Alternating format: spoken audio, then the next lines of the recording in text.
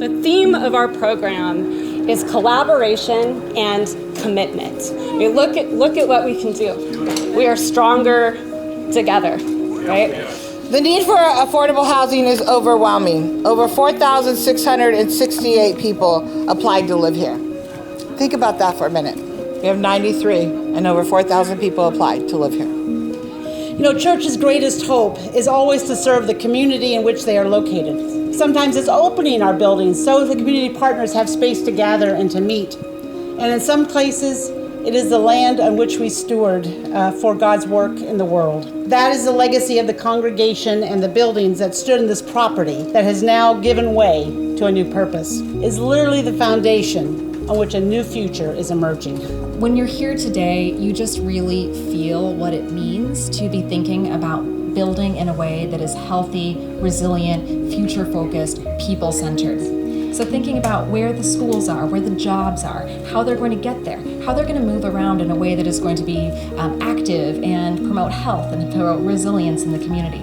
We're celebrating the improvement in transit, which will benefit residents. We're celebrating the care, the creativity, and the innovative techniques that National Core has used to make this building 100% electric and have low utility costs. It's actively helping us meet our climate change goals. When we're looking at numbers and data and pro formas and market studies, all of these things represent words and numbers on paper. But when we actually get out here to see a project and a development such as this, with all of these people coming together to make it happen, it really puts something in your heart to say, I have a small piece in transforming somebody else's life.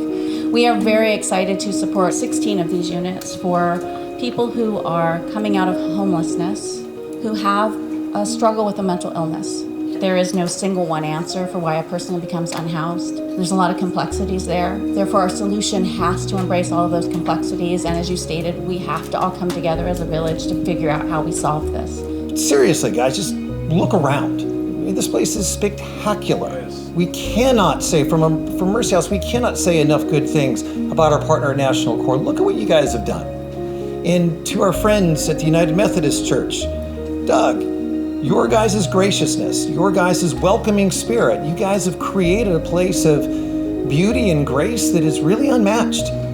From the very beginning, National Core was very proactive in taking residents' input, and they've been a good example for other organizations and developers. And we know that before this project became a reality, there were many meetings behind the scenes, there were many hearings that had to take place for this development to receive the permits it needed. And the community was there throughout all of it. My name is Eduardo, and my family and I are new tenants and neighbors here at Legacy Square. My family and I are truly grateful to be able to call this our new home. This is an amazing blessing for us. Sorry.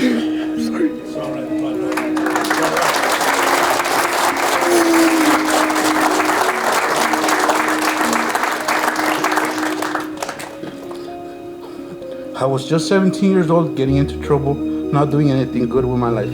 Smoking marijuana and hanging out with a bad crowd led to me making some bad choices that you can say led to me getting shot and almost losing my life. I ended up in the hospital where things took a drastic turn. My mom gets a phone call from the police to turn herself in because she had a warrant, and they also knew that she was back illegally. So now I got my mom taken from me. I was laying in the hospital all by myself, not knowing what to do. I was just thinking of how I no longer had my mother with me. I was heartbroken. After the hospital, my older brother and I were jumping from couch to couch from some time until we found ourselves living inside an abandoned car. It was early 2021 or 2022 when I first saw them working on these apartments. So my wife sent me a link to this page on Instagram, and I knew right then and there I wanted to get in. I forgot to mention that my wife is pregnant and expecting on August, so that motivated me even more to want to get in.